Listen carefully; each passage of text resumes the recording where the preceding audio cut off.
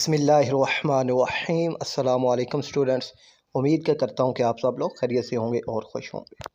तो प्रिज्म वाला का क्वेश्चन लेकर बच्चों मैं आपके लिए हाजिर हूँ।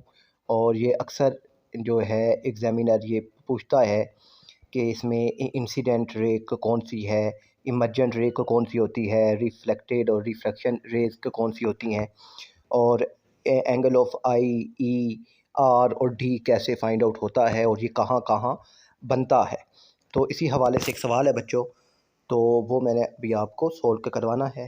तो इस सवाल को लाजमी समझिएगा कि a student trace the path of a ray of light through a glass prism at shown in the diagram but leave it incomplete and unlabelled.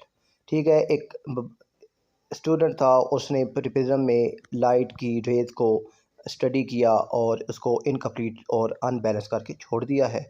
अब आपने इस डायग्राम को कंप्लीट करना है और एंगल ऑफ आई यानी incident angle, emergent angle, reflected angle और angle of deviation आपने मालूम करके देना है। तो अब सबसे पहले बच्चों प्रिज्म क्या होता है और ये एंगल कहाँ कहाँ बनते हैं उसको समझते हैं। तो प्रिज्म क्या होता है बच्चों, ये एक ट्रांसपेरेंट ऑप्टिकल एलिमेंट होता है जिसकी जो साइड्स हैं वो फ्लैट और पॉलिश्ड होती हैं और ये लाइट को रिफ्लेक्ट करता है।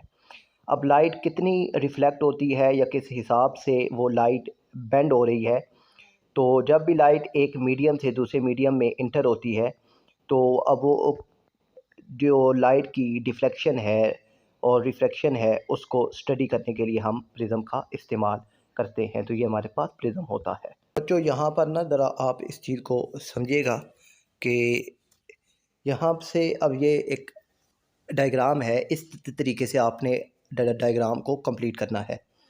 ठीक है ना। अब यहाँ से सबसे पहले समझिए, देखिए ये पी से ई तक ये जो रे है इसे कहते हैं इंसिडेंट रे। और फिर ये ई से ये ई पॉइंट है और ये एफ पॉइंट है। ठीक है, ये जो लाइन है इसे कहते हैं रिफ्रैक्टेड रे कहते हैं। और फिर ये एफ से एफ तक ये जो रे होती है इसे कहते हैं इमर्जेंट रे। ठीक है, और यहाँ से ना ये रे यहाँ से इसकी सरफेस के साथ स्ट्राइक करके वापस हो जाए तो उसे कहते हैं रिफ्लेक्टेड रे। ठीक है, ये जो होती है इसे रिफ्लेक्टेड रे कहेंगे। और अब यहाँ पर ये समझिए, यहाँ पर ना ये जो टॉप पर होता है यहाँ पर एंगल ऑफ प्रिज्म बनता है। और अब यहाँ पर अब ना यहाँ से आपने इस लाइट पर परपेंडिकुलर से बिल्कुल स्ट्रेट लाइन, और यहाँ पर इस रे से ये यहाँ पर परपेंडिकुलर स्ट्रेट लाइन आपने ड्रा कर दी। अब इन दोनों के दरमियान यहाँ पर जो जो एंगल बनता है इसे कहते हैं एंगल ऑफ डेविएशन। ठीक है, यहाँ पर से कहते हैं एंगल ऑफ डेविएशन। फिर यहाँ से आपने एक परपेंडिकुलर मार्क किया जिसने यहाँ पर इसको क्रॉस किया, तो अब यहाँ पर ये जो एंगल बनेगा ये वाला एंगल इसे कहते हैं एंगल ऑफ इंसिडेंट। ठीक है, यहाँ पर ये जो बनता है इसे कहते हैं एंगल ऑफ इंसिडेंट। और अब यहाँ से ना एक यहाँ से आपने बिल्कुल ये एक स्ट्रेट लाइन मार्क की, और अब ये जो एंगल बनेगा इसे कहते हैं एंगल ऑफ इमर्जेंस। ठीक हो गया। और अब आपका ये यहाँ पर ये जो एंगल बनेगा, ठीक है ना, ये देखिएगा ज़रा, ये इस स्ट्रेट लाइन के दरमियान और ये यहाँ पर ये जो एंगल बनेगा इसे कहते हैं एंगल ऑफ रिफ्रैक्शन। ठीक है, और अब ये एंगल इस तरीके से आपने ड्रा करने हैं, एंगल हमने ड्रा कर लिए हैं। तो अब इन एंगल्स को मेजर करते हैं। तो मेजर्स के लिए आपके पास प्रोटेक्टर यानी कि डी होना लाजमी है।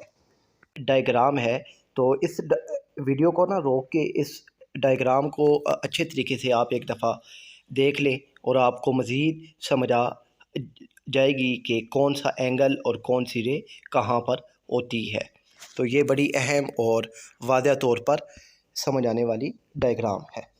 तो बच्चों इसका पार्ट 2 है, measure the values of these angles. तो अब ये जो जितने भी एंगल थे उनके जितने भी ये angle of incident, emergence, refraction और डेविएशन ये जो आपने मार्क किए हैं, तो अब इनको मेजर करना है। तो मेजर के लिए सिंपल बच्चों आपके पास डी होनी चाहिए। तो डी रख के आपने इन एंगल्स को मेजर करना है। मैंने जो एंगल मेजर किए हैं वो मैं आपको बता देता हूँ। तो बच्चों मेरे पास ये जो एंगल ऑफ इंसिडेंट है ये यानी एंगल आई ये 30 डिग्री है, और एंगल ऑफ इमरजेंस यानी एंगल ई ये भी 30 डिग्री है। और एंगल ऑफ रिफ्रैक्शन यानी एंगल आर ये आया था आया है जी मेरे पास 20 डिग्री, और एंगल ऑफ डेविएशन ये भी मेरे पास आया है 20 डिग्री। तो मुझे उम्मीद है कि बच्चों ये प्रिज्म आपको समझ आ गया होगा। अपना ख्याल रखिएगा। अल्लाह हाफ़िज़।